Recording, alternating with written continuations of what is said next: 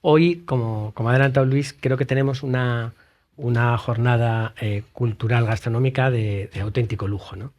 Y al igual que sucedía hace aproximadamente un mes con la jornada sobre la interacción entre la caza y la gastronomía, pues teníamos también una deuda pendiente con nuestros cocidos, pucheros y ollas, ¿no?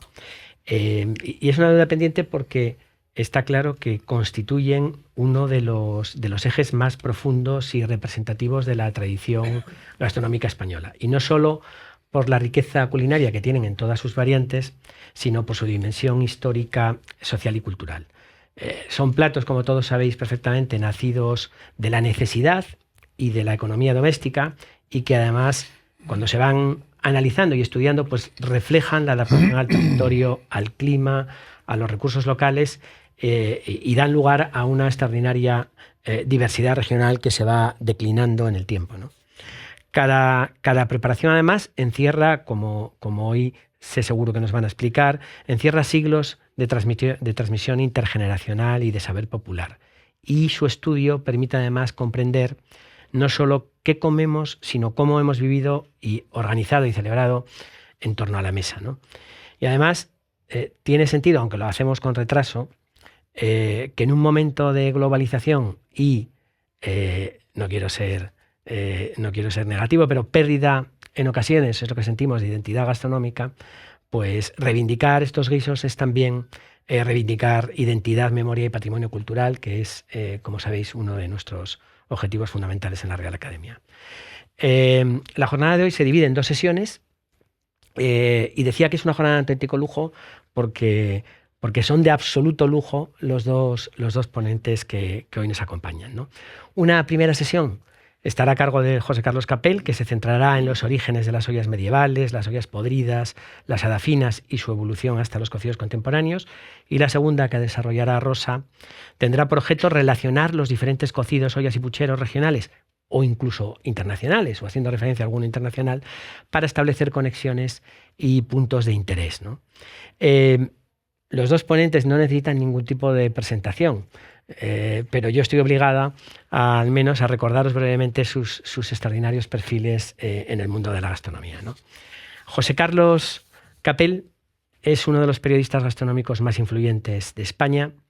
Su labor se caracteriza por un enfoque exigente, analítico y pionero en la crítica gastronómica moderna.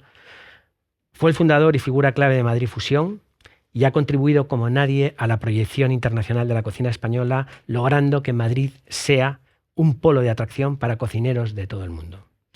Es también impulsor de Gastroactitud, que es una de las plataformas digitales de referencia en crítica y análisis gastronómico, y, como todos sabéis, autor de multitud de libros, cronista de tendencias, y nos ha acompañado y documentado la revolución culinaria liderada por los cocineros españoles.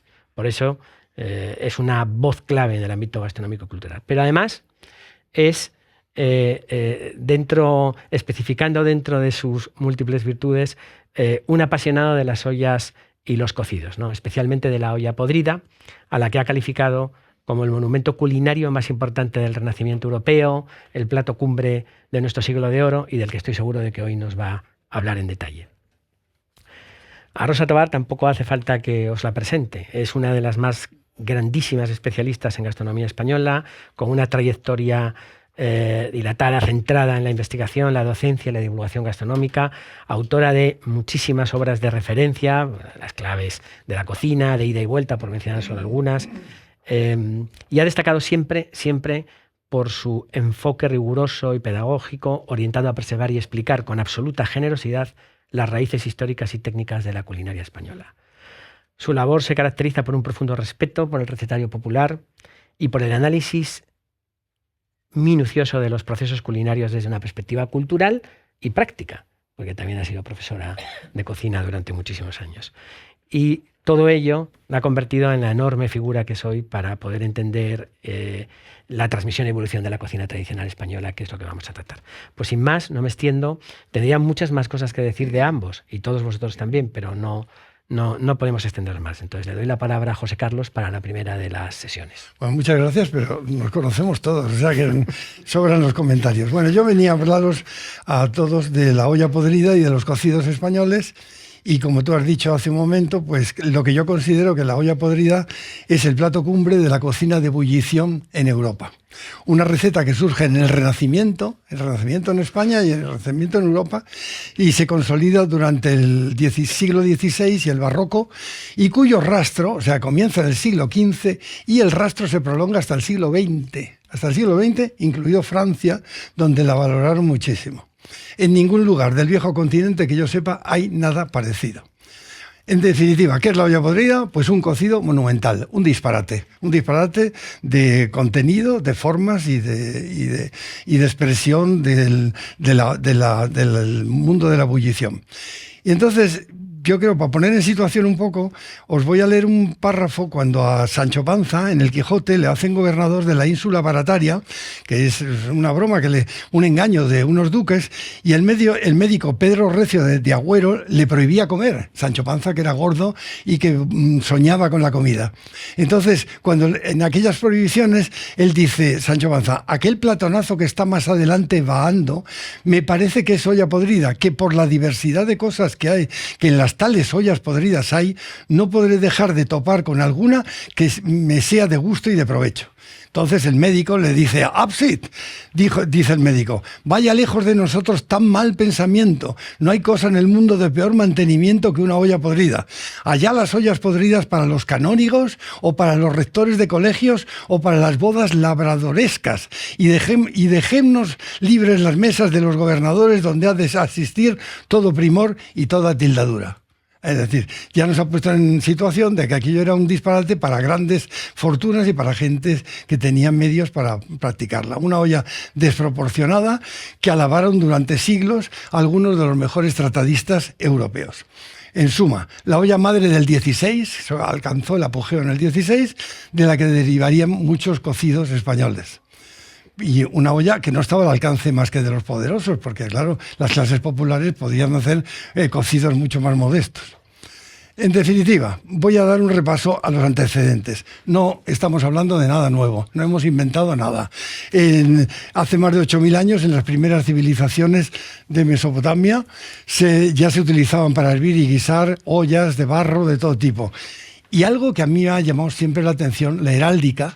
Los escudos medievales del siglo XII, los ricos hombres tenían una batería de ollas. La olla era el símbolo de poder. Vosotros, si recorréis España, en alguna iglesia románica, en algún sitio veréis escudos de ricos hombres y aparecen siempre una batería de ollas como símbolo máximo del poder.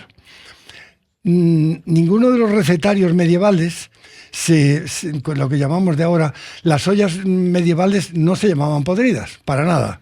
El Llibre de Sensoví está escrito en 1324, el original está en Valencia. Ayer me decían bien claro que está escrito en un valenciano romance. Obviamente en catalán dicen que no, pero el caso es que 1324 no usa el término olla medieval ni usa el término olla podrida, pero contiene recetas de ollas, muchas, carnes con garbanzos, etcétera. Luego, Ruperto de Nola, en 1520, escribe en catalán su obra, y en 1525 en Toledo. El año pasado en Madrid Fusión le rendimos homenaje, el anterior, precisamente a ese libro. Y habla de olla de carne con garbanzos, pero tampoco cita la olla podrida. Entonces, el misterio nunca desvelado. ¿Cómo se gesta el chocante término olla podrida? ¿Dónde surge y cuándo? ¿Por qué? Porque cuando estamos en la calle, voy a hacer una olla podrida, parece que está descompuesta, está estropeada. ¿En qué momento se cita por primera vez la olla podrida? Bueno, pues yo, rastreando, porque este es un tema que siempre me ha gustado, durante muchos años tuve por pionera la referencia del franciscano Fray Antonio de Guevara, que era el cronista de Carlos V, y que alude al plato en su obra Epístolas familiares. Epístolas familiares publicadas en distintas épocas, de 1539 a 1541.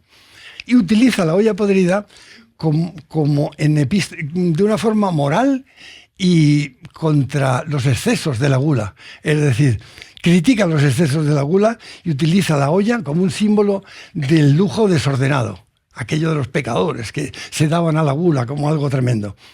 Y dice en una de sus epístolas, en las mesas de los grandes nunca falta la famosa olla podrida, donde se juntan muchas carnes y más sabores que más parece convite de vicios que mantenimiento de hombres. Es decir, un despropósito. Bueno, pues, sin embargo, esto es lo que yo pensaba. Pues la primera cita es la de Fray Antonio de Guevara. Y, sin embargo, el gobierno foral de Navarra publicó hace muy poco un libro que se llama Regalo de la vida humana de Juan Vallés y recoge un manuscrito en el que recoge la obra de un humanista navarro que habla de limpieza, de dietética, y luego tiene un montón de recetas importantes. Todo esto está escrito entre el siglo XV, entre finales del siglo XV y principios del XVI. Y en un apartado determinado, esta es una obra nueva porque está editada, el original está en Viena, en la Biblioteca Nacional de Viena, y dice: olla podrida. Tomen buen carnero y buena vaca gorda y un buen capón, y algunos palominos, y orejas de puerco, y un pedazo de cabeza, y manos de puerco, y si hubiere, longanizas. Por lo mejor de todo es echar un cuajar u obispo, ya sabéis que es un embutido de estos rellenos grandes, relleno de carne de puercos, y echen berzas y nabos, y cueza despacio y todo lo que les tengan a mano. Es decir, lo que se les ocurriera. La olla podrida en el siglo XV para este navarro era lo mismo que venimos hablando, era un despropósito. Entonces, sin embargo, después de esto, tiene narices, y nadie me ha podido decir lo contrario, que la primera cita de la olla podrida no está en España, sino que está en Italia. Por extraño que resulte, alude a la olla podrida por vez primera el escritor, humanista y gastrónomo italiano Bartolomeo Sacchi Plotina en su obra De honesta voluptate e valetudini, que se publica en Venecia en el año 1474. Y desde Italia citan la olla podrida como un monumento tremendo. Luego viene un cocinero de los Austrias, que era un copista, que fusilaba todo. Los Austrias tenían Martínez Montiño y Diego Granado. Martínez Montiño era bueno, Diego Granado era malo. No es que fuera malo, es que se dedicó a copiar la obra de Platina. Y entonces Diego Granado publica el libro de arte de cocina en 1599, finales del 16, y fusila el libro de Platina. Y ahí aparece la olla podrida y la cita con todos sus ingredientes. Bueno, otra cita importantísima es la de, que se suele olvidar, Domingo Hernández de Maceras, cocinero del Colegio Mayor de Oviedo en Salamanca, que publica un libro en 1607 y que yo sepa es la única ciudad española que tiene un libro de cocina como este de Salamanca, y él cocinaba en un colegio mayor para ricos porque claro, en Salamanca ¿quiénes estaban estudiando? Aquellos que eran luego los magistrados de la corte, era como el Oxford, Bolonia, era la gran universidad, una de las tres grandes universidades europeas, y claro, en un apartado de su libro habla de la olla podrida, pero la olla podrida y enumera ingredientes. Un dato a tener en cuenta es que se enumeran ingredientes, pero no se dice ni cómo se debe cocer, cuánto tiempo, ni cómo se come. Nada, absolutamente. Nadie da indicaciones de eso, nada. Allí, cada uno como sea. Y a diferencia de otros libros de la época, el de Maceras, que acabo de citar, no refleja la cocina de la corte, como el de Ruperto de Nola, el rey de Nápoles, o de Martínez Montiño, de Felipe III y Felipe IV. Nos aproxima la cocina del pueblo a finales del XVI. ¿Pero qué pueblo? Claro, pueblo rico. En principio, entonces, como yo os decía, enumeran ingredientes sin citar cantidades ni el servicio. Y luego la olla pierde el rastro y empieza a aparecer, desde el 16 desaparece y estaba viva, pero yo no la he encontrado en ningún recetario, y empieza a aparecer en los recetarios españoles de finales del 19. Aquí está el practicón de Ángel Muro. El practicón de Ángel Muro, que está publicado en el año 1894. O sea, finales del siglo XIX. Pues aquí viene una receta de olla podrida en la que cita: puestos los garbanzos y la carne, como dicho, se espuma una gallina, y un rollo tremendo de ingredientes y de calidades y de cantidades. Y luego cita una olla podrida en pastel, que podía ser un pâté en croûte, porque es como estos franceses que tienen el hojaldre por fuera y todos los ingredientes por dentro. Es decir, que es otra versión de la olla podrida absolutamente importantísima. Y luego aparece la cocina española antigua y moderna de la Condesa de Pardo Bazán, la cocina antigua, que se edita en el año 1913, estamos ya en el siglo XX. Y entonces ella habla de la olla podrida y da toda suerte de datos y explicaciones, pero más como un dato histórico y no como algo contemporáneo. Ya en el siglo XIX ve la olla podrida como algo que ha sucedido, pero que ya no tiene como la actualidad que podían tener otros cocidos. Pero es un documento importantísimo. Y lo más asombroso, Europa. Europa recoge la olla podrida como si fuera un plato monumental e importantísimo. Esto sí que llama mucho la atención. Sabéis que desde siempre, en todos estos últimos siglos, yo cada vez que veía detalles de España por tratadistas europeos nos reconocen dos platos, el escabeche y la olla podrida. Escabeches son españoles y la olla podrida. Estos son las dos grandes referencias europeas. En Francia, tiene mucha gracia. Pierre-Marie Jean Cousin, en Dictionnaire de la Cuisine Française, afirma que las ollas podridas españolas, 1858, mediados del 19, las ollas podridas españolas habían sido la semilla del famoso pot-au-feu de los franceses. Y dicen textualmente, debemos a España no solo las ollas podridas convertidas en nuestro pot-au-feu, sino, y sigue contando, que nos reconozcan estos es importante. El libro de cuisine de Jules Gouffet, que fue el discípulo directo de Antonin Carême, hablaba de la olla española, pero no dice olla podrida. Y luego llegamos a Alejandro Dumas en su gran diccionario de cocina, publicado en 1873. Este hombre, Alejandro Dumas, glotón, desenfadado, un vividor tremendo, viaja por Europa, viaja por España, y cuando llega a Burdeos, hace así, aceite y ajo, me huele a España.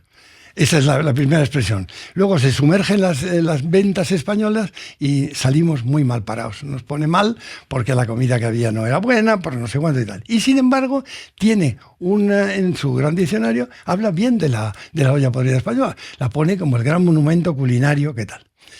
Y del 1873 saltamos a Francia, seguimos en Francia con el Escoffier. El gran maestro Escoffier, que es palabra de Dios, parece que es la Biblia para todos los cocineros, Escoffier, después de Carême. Bueno, pues el libro de Escoffier, que se edita en 1903, siglo XX, esta es la edición, y cuando el plato ya en España estaba agonizando y la condesa de Pardo Bazán lo daba por terminado y tal, pues él tiene aquí una receta de la olla podrida española. Potage de olla podrida, potage español. Y entonces explica con toda la receta tal, con dos características que la diferencian del resto de todas las ollas europeas. Uno, tiene garbanzos, que es esa legumbre pobre que en Europa no se aprecia, y tiene chorizo. El chorizo es un embutido absolutamente español. Pues nada, en el siglo XX, una receta de Escoffier. Hasta tal punto fue la influencia de la olla podrida en Francia, que vosotros sabéis que la traducción al francés de olla podrida, ¿qué sería? Pot-pourri, olla podrida. Bueno, pues pot-pourri se sigue utilizando en Francia como símbolo y mezcolanza de cosas diversas. Esto es un pot-pourri para calificar las composiciones musicales de fragmentos dispares. Pues eso, influencia nuestra. Inglaterra. El profesor de lenguas británico John Misneu, en 1599, publica en Londres un artículo, un periódico, un libro, que se llamaba Diálogos familiares muy útiles y provechosos para los que quieren aprender lengua castellana. Y en ese manual cita la olla podrida, 1599, siglo XVI. Era el plato de moda en el siglo XVI. Desafió la gula de los poderosos, la imaginación de los desposeídos en esos siglos XVI y XVII, y lo citaron Lope de Vega, Cervantes, Calderón de la Barca y Quevedo, que le dedicó páginas gloriosas, y lo elevaron a categoría de mito. Toda la literatura del siglo de oro está repleta de alusiones a la olla podrida. Bueno, pues vamos con el misterio del nombre. ¿A cuento de qué calificar de podrida una olla que era suculenta? Pues hay varias teorías, pero está clarísima, cada uno puede tomar opción por lo que quiera. Nunca se sabrá las razones de este capricho semántico, Pero Sebastián de Covarrubias, en el siglo XVII, en su obra Tesoro de la lengua castellana, dice: púdose decir podrida en cuanto que se cuece muy despacio y todo lo que tiene dentro viene a deshacerse. Una olla gigante con hirviendo muchas cosas y todo se deshace y tiene el aspecto de podrido. A mí no me convence esa teoría de Covarrubias. Javier Domingo atribuía el adjetivo a razones de poder. Olla podrida deriva de poderida, del que puede, del que tiene todo lo necesario para elaborarla. Javier Domingo tampoco había... Bueno, Javier Domingo fue un periodista excepcional que en los años 80-90 marcó... era una... y ahora nadie se acuerda de él y lo reconoce, ni a él, ni a Néstor Luján, ni nada de nada. Bueno, y él sostenía la teoría de poderida. Pero esa teoría ya la había esbozado Ángel Muro en el Practicón. O sea que Javier Domingo no hacía nada más que... Y luego, un historiador salmantino dice: se trata de una olla con ingredientes rendidos, podridos por el rango de metáfora, por el hecho de la ebullición a fuego lento. Bueno, todo apunta, al menos desde mi punto de vista, a que olla podrida deriva de poderida, del que puede, del que tiene medios, de los ricos, de los poderosos, de aquellos que poseían riqueza para disfrutarla. Por eso Sancho Panza decía: cuanto más podridas son, más huelen. Y hay otras expresiones en el lenguaje popular español, castellano, que dice un hombre podrido en dinero. Este hombre está podrido en dinero, le sobra por todo. Pues la olla podrida estaba rebosado de tal. Y a propósito de esto, quiero hacer un inciso sobre las ollas burgalesas. Si llegáis a Atapuerca, y enfrente de Atapuerca, a la entrada, está el Mesón Los Claveles, y en un cartel gigante pone olla podrida. Y las ollas podridas de las que los burgaleses se sienten tan orgullosos son falsas. No son ollas podridas, porque son potajes de alubias, las alubias rojas de Ibea, que son buenísimas, pero que no existían en el siglo de oro porque llegaron de América, y el chorizo, que tampoco existía porque en aquella época eran embutidos blancos, porque el pimentón llegó muchísimo más tarde. Y entonces ese potaje de alubias con chorizo y pimentón que se hace en Burgos y que toda la provincia de Burgos se cree que es una olla podrida, no es olla podrida. Yo no quiero discutir, pero cuando me encuentro un burgalés y le digo: pero ¿tiene garbanzos? No, pues entonces no olla podrida. Entonces así que, porque las ollas tienen garbanzos. Bueno, entonces, más o menos, después de todo este apasionamiento por la olla podrida que yo he tenido durante tiempo, porque me parece que es un monumento de la cocina española, pues entonces decidí, yo tenía una sociedad gastronómica, reunía a mis socios y hacíamos ollas podridas en distintos lugares de España diferentes. Nos salían muy mal porque ninguno era profesional, entonces las ollas salían bastante mal. Entonces hace 4 años decidí rehabilitar esa idea y hacer una vez al año, en algún sitio singular, una olla podrida en mesas imperiales para 35 personas. Es que no caben más, porque más de 35 pues se pierde la magia, se pierde todo. Mesa imperial con candelabros y con música gregoriana, con canto gregoriano. Una pasada. Entonces, en el año 2022 yo hablé con Enrique Valero, que es miembro de la Academia. Hicimos en la Abadía de Retuerta una olla podrida con Juanjo López y Mar Segarra. En el 23, en la capilla renacentista del Colegio Arzobispo Fonseca, en Salamanca, con un retablo de Alonso de Berruguete, una capilla sin culto. Bueno, la hizo el cocinero del Mesón de Gonzalo. En el año 2025, gracias a Rosa y a Paco Bayón, que están aquí, le hicimos en su castillo, el Castillo de Canena. Y la olla la hizo Pedrito Sánchez y Juan Carlos García de Valdelvira y Marco Reguera. Vaya equipazo, o sea, como de lujo. Y este último año ha sido en el monasterio de Castilla Termal, en Valbuena del Duero, que es una iglesia gótica y la ha hecho Miguel Ángel de la Cruz con el apoyo de su director, Roberto García, presidente de Castilla Termal. Pues la hacíamos en el monasterio, en el refectorio de los monjes, con esa idea, muy pocos, porque si no se pierde y con la solemnidad que da. Entonces, cuando habíamos terminado, yo, para daros una idea aproximada de qué es cómo eran las ollas podridas, le digo: Miguel Ángel, ¿me puedes decir los ingredientes que han participado en esta olla madre en las que tú te has inspirado, en la que nos has preparado este año? Y dijo: entre los vegetales hay zanahorias, cebollas, apios, berzas, coliflor, acelgas, repollos, puerros, castañas, ajo, calabazas y chiribías. Me soltó de corrido. Dice: y me falta alguno. Del cerdo ibérico lengua, carrilleras, costillas, panceta, morros, rabos, pies, orejas, tripas e hígado. De vacuno mayor, morcillo, carrilladas, hueso de cañas, patas y espinazo. Del mundo cinegético, perdices, faisanes, venado, liebre, conejos y palomas. Y aparte, carnes como jarretes de cordero, gallinas, pavos y morcillas de cebolla. Es decir, todo lo que había, me dice todo lo que daba la tierra y que había en la España del 16 y principios del 17.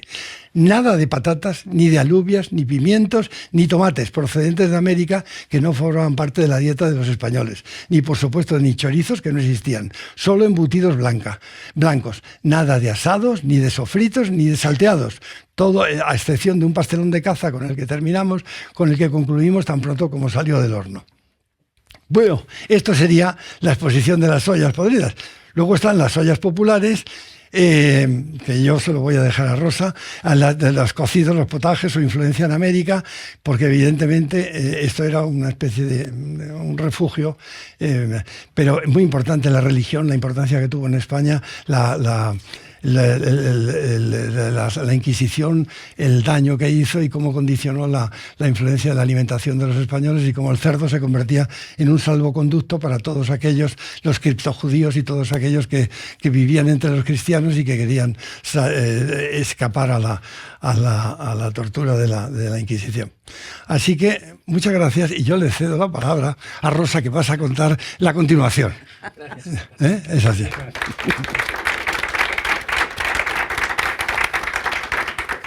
Muchas gracias, José Carlos. La verdad es que es un tema apasionante. Solo un apunte.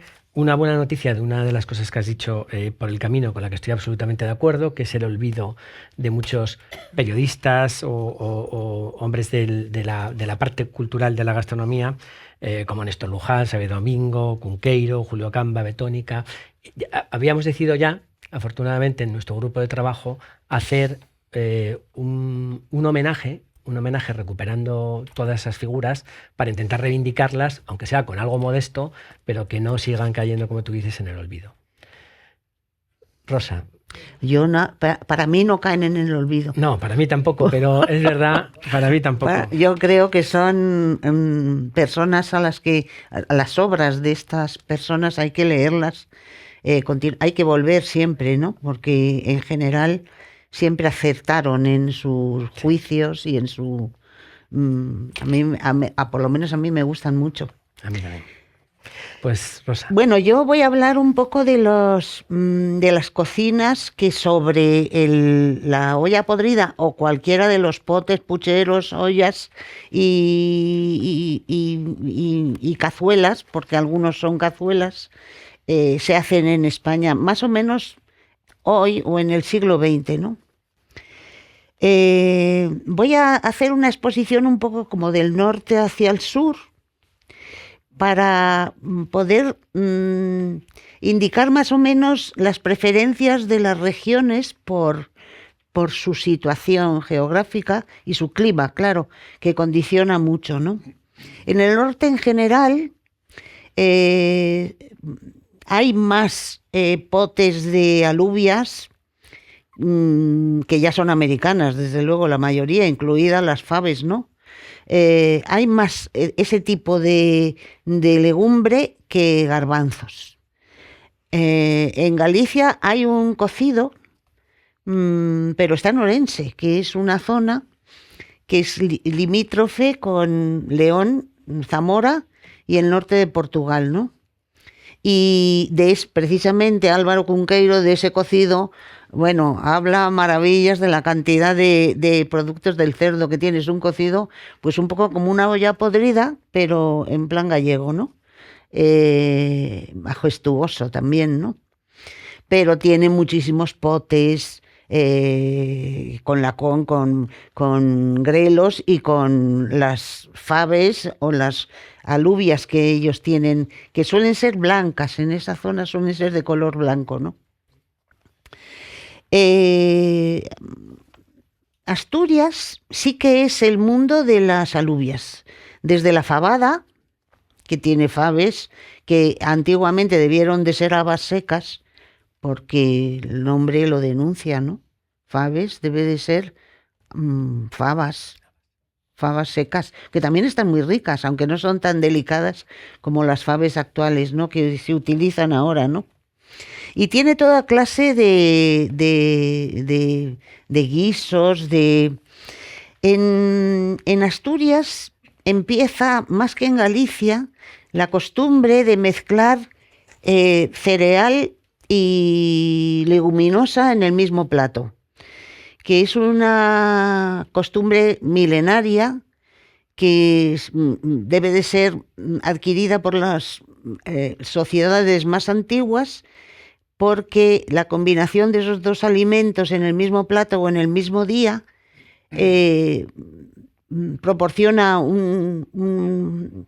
unas proteínas mucho más completas que si se comen por separado, porque tiene una que son las leguminosas tienen lisina y los cereales tienen metionina, y al unirlos la alimentación es mucho más completa, ¿no?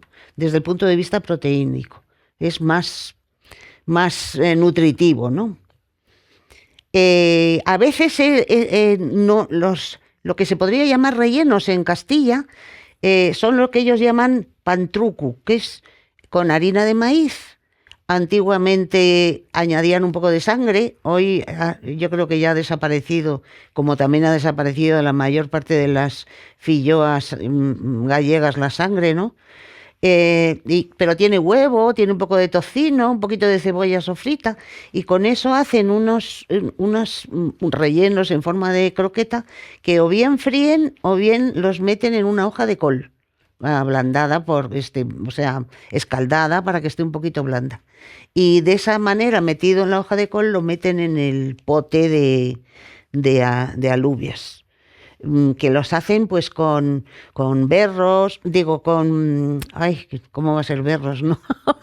Con grelos, con todo, con naviza, que son los grelos, con coles y con berza.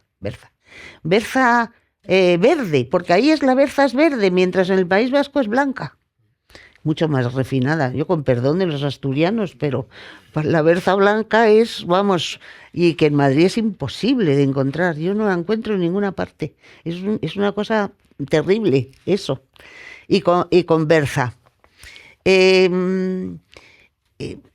Cantabria es también tiene en parte cocidos de alubias también, con las verduras, y con embutidos muy parecidos a los que se hacen en todo el norte de España, ¿no? Morcillas, chorizos, un trozo de jamón, tocino, desde luego, y tienen también rellenos de pan. De garbanzos hay nada más un cocido que es el lebaniego, ¿no? Que es muy parecido a los castellanos, ¿no? Porque Liébana está bastante cerca ya porque en realidad Cantabria, que antes se llamaba Santander, quiero decir en los mapas, era provincia de Castilla, cuando yo era niña y estudiaba geografía. ¿El puerto de Castilla? ¿Eh? Fue el puerto de Castilla durante siglos.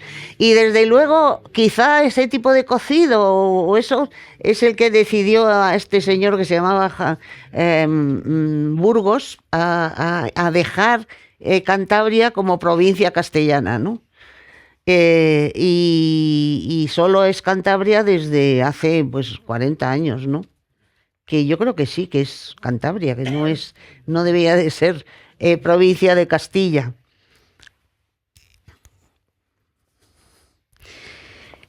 Euskadi es el país de los potajes de alubias, con su sacramento de morcilla, chorizo, morcilla de este pueblo, ¿cómo se llama? Beasaín. O la morcilla de sangre sola y cebolla y eso normal, chorizos, tocino, y la berza blanca, de la que hablábamos, hervida y con un refrito de ajos, ¿no? Eso es como fundamental. Pero también es como luego Navarra, es el país de los potajes de habas, guisantes, judías verdes y ese tipo de leguminosas a las que se añade era costumbre de mi madre por lo menos, para que cueza bien el ollejo, lechuga, las hojas más verdes de la lechuga, picaditas, picaditas, en el sofrito de cebolla se le añade eso y es de verdad que salen muy tiernas las habas y los guisantes. Las patatas tampoco pueden faltar en el País Vasco, claro, en el Euskadi, que ahora es Euskadi. Los guisos de patatas también son la porrusalda y patatas con chorizo y patatas de ese estilo. Hay muchísimos pucheros y cazuelas. En el potaje de caparrones es de Rioja, que son unas alubias muy especiales. Y las patatas con chorizo tampoco se pueden, en Rioja son, vamos, es uno de los platos. Hay 4 o 5 platos de patatas en toda España que son fastuosos, entre ellos las patatas con chorizo. Cuando el chorizo es bueno es uno de los platos mejores de patata. Luego las patatas en amarillo de la zona de Cádiz y bueno, eso es una maravilla. Y Aragón desde el norte, que tiene el recao, los boliches de embún, y en la zona centro y sur también tiene un cocido parecido al castellano, ¿no? Es una cocina muy rotunda y exquisita. Cataluña tiene la escudella, no, pero la más no sé cómo se pronuncia, pero es barrellada, o sea, mezclada, revuelta, vamos. Que es más del interior, de la zona de Lérida, y que luego en Barcelona es Icar de Olla, ¿no? La escudella, Icar de Olla, que es prácticamente un cocido. Tiene garbanzos y mezclados judías y muchas carnes y muchos embutidos de cerdo, desde luego. Aquí la sopa del cocido se sirve en Lérida con fideos y en la costa con galets, con esos caracoles o como se les quiera llamar, cuando son grandes rellenos de carne y cuando no, solamente hervidos. Porque esto es muy importante, por lo que he dicho, ¿no? De mezclar el cereal con la leguminosa. Y se cumple en casi todos los platos donde hay leguminosa. Siempre hay un cereal, a veces no, porque el propio pan que se pone en la mesa, si no es de cereal, lo mismo si es de maíz, que si es de trigo, que si es de centeno, es un cereal, ¿no? Hay también una olla de pato, un puchero de pato, o una cazuela, más bien una casola de pato, en Cataluña. Y el diccionario de Corominas afirma que la palabra casola catalana es la que pasó a Francia y la que nombra la casola, donde se hace el cassoulet, que es de pato. O sea que algo tienen que ver. Vamos a ponernos en plan nacional y pasó de Cataluña a Francia. Por una vez, sí. Por una vez. En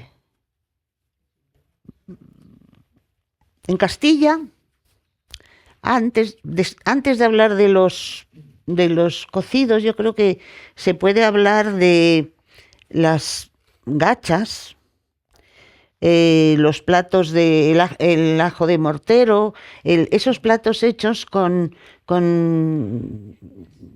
tocino y cereales y que bueno, que han sido alimentación de los pueblos durante siglos, ¿no?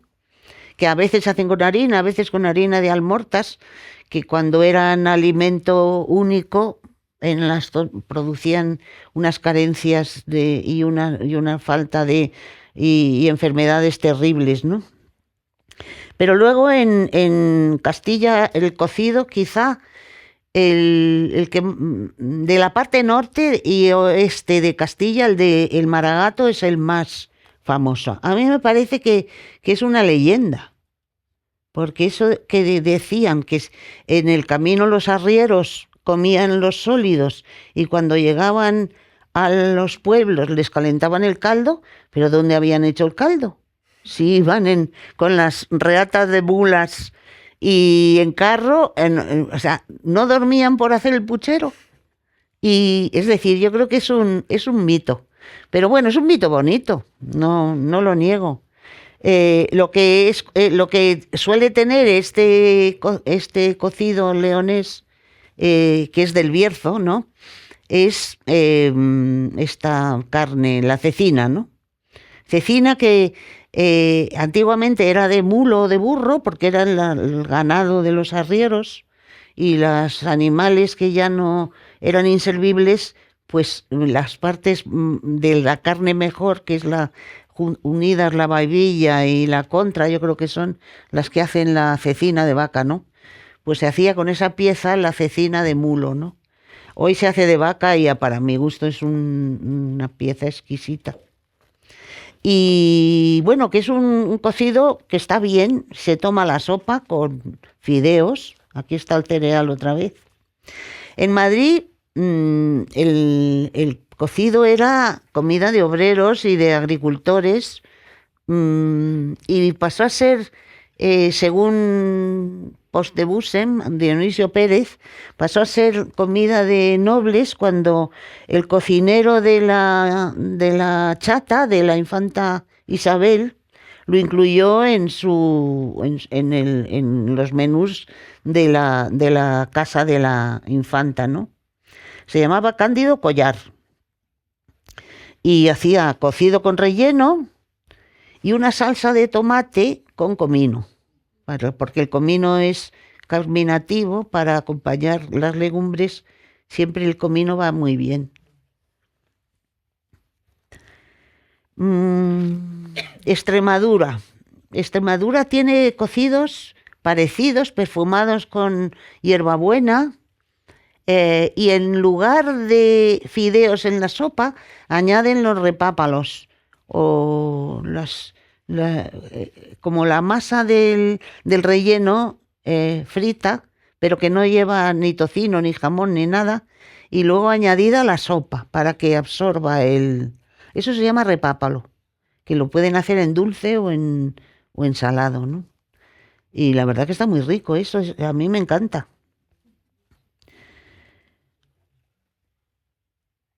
A ver, Valencia. Cuando llego a Valencia, lo primero que tengo que decir es que es verdad que entre Valencia y el Cabo de Gata hay como una unidad culinaria. Tienen costumbres parecidas. Desde el romesco del barrio de pescadores del Serrallo de Tarragona, hasta a la salmorreta de Alicante, el ajo colorado de Murcia y el ajo colorado de Almería, son todos salsas para pescado que tienen cierto parecido, de manera que y hay luego platos y todo que tienen muchas semejanzas, ¿no? Es lo que yo veo, ¿no?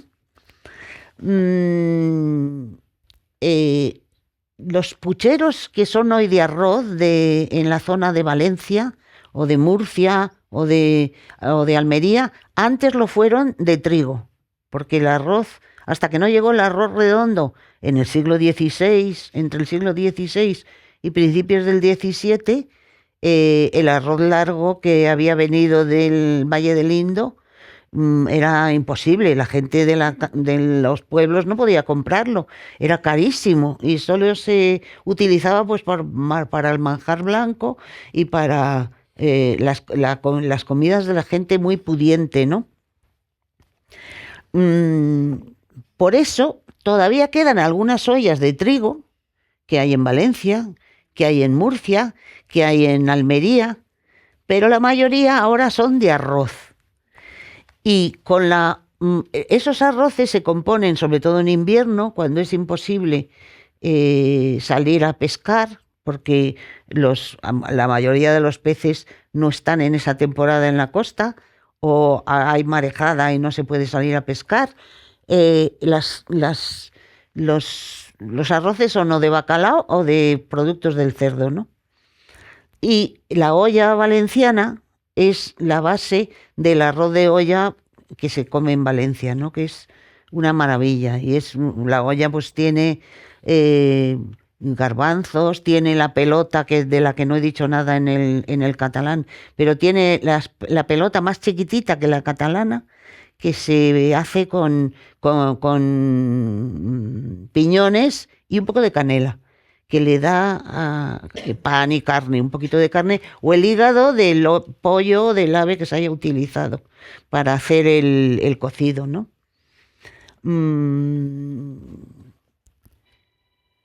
Y con eso ya, pues, pasamos ya a Andalucía. El cocido familiar, el menudo gitano, por ejemplo, el menudo gitano es el cocido que se hace con garbanzos y el menudo de cerdo, que claro, tiene que ser el estómago y parte del intestino del cerdo. Y supongo que bastante tocino, careta, orejas, morro, ese tipo de cosas del cerdo. Berzas de acelga, berzas de col. En toda Andalucía hay ese tipo de guisos. Potaje de habas secas en Granada, patatas en ajo pollo en Málaga. Esa es una cocina muy refinada y muy, muy elegante. Las islas, en las Baleares hay como un cocido que es un bullit o un brou menorquín, o que suelen tener chiribía, col y una pelota hecha con pan también y carne, ¿no? Y tiene muchas ollas de arroz. Y el puchero canario tiene garbanzos, verduras, y tienen además boniato y una especie de cosa que se llama buanga o algo así, que es un zapallito sudamericano, es estilo zapallito, redondo o un poco aplastado, pero es... ¿Tiene pera? Sí, tiene pera. Tiene pera, sí, ya lo creo, porque eso luego se trasladó a América. Y en América hay muchos cocidos que tienen pera. Vamos, muchos platos. Y cocidos tienen pocos, porque claro, ellos tienen allí las alubias y no van a hacer garbanzos. Hacen, pero pocos. En Portugal hay muchos potajes de garbanzos con bacalao. Los hay también con productos del cerdo, pero no hay un cocido semejante al nuestro. Al menos yo no lo he probado nunca. En el norte de África está la harira, la sopa que termina el día durante el Ramadán, ¿no? Y es como un cocido, pero todo junto con un caldo, todo metido junto, porque después de estar todo el día sin beber, tienen que tomar mucho líquido y la sopa les ayuda, pero es como un cocido, con sus garbanzos, sus fideos, sus verduras, la carne troceadita. Es un cocido líquido, porque es necesario beber agua en esos momentos. Y el cuscús es también un cocido, o sea, es un cocido, pero servido con cuscús y unos pocos garbanzos en lugar de al revés, ¿no? Sobre eso en Argelia hay un puchero de pescados y mariscos al que se le echa la sémola cruda, no es cuscús, porque el cuscús en realidad es de la zona del occidente del Sáhara, en la costa de esa zona, es lo que es la sémola precocida, es de ahí, que luego se trasladó al norte de África y se considera que el cuscús es marroquí, pero no es marroquí, es un guiso más típico de esa zona del oeste del Sahara, de la zona desértica de África. Entonces hay lugares donde todavía se utiliza la sémola cruda, porque eso sí, el trigo duro es el rey de todo el norte de África, ¿no? Es el cereal más consumido, más cultivado, o sea, el trigo duro es imprescindible en el norte de África. Y hay zonas como Argelia, donde se hacen las migas, donde se hacen los pucheros con sémola cruda, como este. Y da la casualidad de que en Almería hay un guiso que se llama migas el nombre no me acuerdo, migas de trigo duro, que es un plato curiosísimo, porque en origen debió de ser como este guiso del norte de África, de pescado con la sémola del trigo, ¿no? Pero claro, vino la expulsión de los judíos y de los árabes y musulmanes y luego moriscos, y había que disimular el asunto. Y hoy en día, que es una cosa curiosísima, se hacen las migas en un caldo de pescado, como yo las he probado en casa de una alumna mía, que a mí me encantan, son riquísimas. Y entonces, las migas están hechas en un caldo de pescado, pero luego se acompañan con el pescado frito, un pimiento que ha venido de América y no se sabe por qué ha acabado ahí está un pimiento verde frito, tocino y morcilla fritos en rodajas, pero por encima. Es una cosa curiosísima, había que demostrar que eran cristianos, ¿no? Y es muy parecido la base del guiso al de Argelia, ¿no? Porque al fin y al cabo, la cocina que se practicaba aquí en España durante la estancia de los pueblos musulmanes aquí era mucho mejor que la del norte de África, de manera que esa cocina pasó al norte de África y está en la base de la cocina marroquí, la cocina hispano-musulmana, porque era mucho mejor, como muchas otras cosas, como sus arquitectos, como sus ebanistas, como sus carpinteros y como sus escribas, o sea, todo la gente que escribiera, ¿no? De manera que seguramente está muy relacionada una cosa con la otra. En América hay dos pucheros en las dos regiones más importantes en el principio de la colonización española, que es el puchero a la mexicana, es un cocido en toda regla, como lo hacemos en España, con la sopa de fideos, los garbanzos, las carnes, tiene todo más o menos igual, y frutas. También tienen frutas. Le añaden peras, le añaden lo que ellos llaman duraznos, que son los melocotones, y en algunos lugares membrillo también.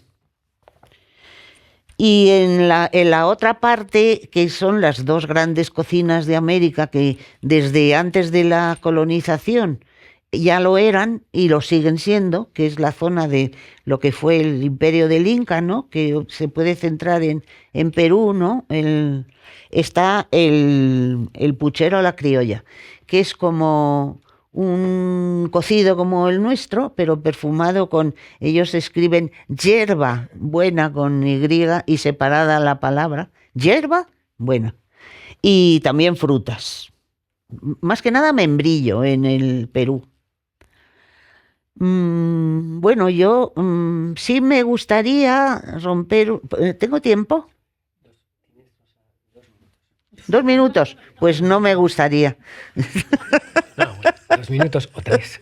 Bueno, en 2 minutos sí puedo decir que en España hubo, en todo el Mediterráneo, hubo una legumbre antes de la llegada de las alubias americanas, que son las carillas, que se llaman, no me acuerdo el nombre científico, pero que he descubierto estudiando eso, que están emparentadas con las judías verdes redondas, que son africanas, no son americanas como las planas.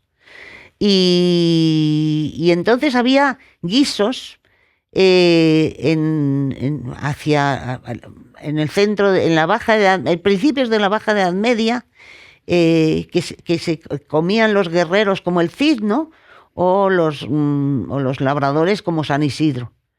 Y entonces eran en esas colaciones hacían un hervido de esas carillas con carnes, verduras y cosas, y era como el cocido de...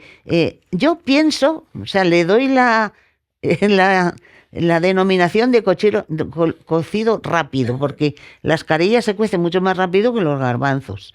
Entonces los señores que tenían que salir ahí a guerrear no podían estar esperando a que los garbanzos estuvieran, y las carillas se cuecen más rápido. Y la verdad es que están ricas. También se plantan en Francia y se comen muchísimo en el norte de África. Y también han pasado a América, y allí también se cultivan y se aprecian mucho las carillas en ese tipo de guisos para las colaciones diarias de la gente que tenía que salir corriendo por la mañana y tenía que salir con su guiso hecho. No. Bueno, ¿alguna pregunta si quieren? No tenemos tiempo. Te estaríamos escuchando hasta el final de la Semana Santa. Tu saber enciclopédico, el viaje que nos has hecho, absolutamente apasionante. Bueno, me he dejado muchas cosas en el tintero, sí, pero una idea general de cómo son y de la mezcla esa de cereal con leguminosa siempre, yo creo que es importantísima. Y que es curioso que descubrieron nuestros antepasados, porque los que incluían cereal en sus comidas junto a leguminosa eran mucho más guapos, más altos, más fuertes, se reproducían mejor que los que no, que andaban por ahí a cuatro patas. Hay algo importante que algún día trataremos, es en qué medida la Inquisición transformó los hábitos culinarios de los españoles. Los judíos son expulsados en el 1492. Claro. Y los que quedan... nadie quería demostrar que era judío. Nadie quería. Y los criptojudíos que se quedaban, pues hacían alarde de su cristianismo, añadiéndole productos de cerdo, morcilla, que la sangre es tabú para ellos. No comer sangre, la sangre es la vida, dice la Biblia. Entonces ellos añadían morcilla, añadían cerdo a los cocidos, que probablemente toda esa dafina que había llegado del norte de África, pues se convirtió... Pero yo... Pero eso es para otro tema. No. Eso es otro tema. Sí, ese es el origen, pero es que lo de la olla podrida... El origen de muchas costumbres. Muchas costumbres.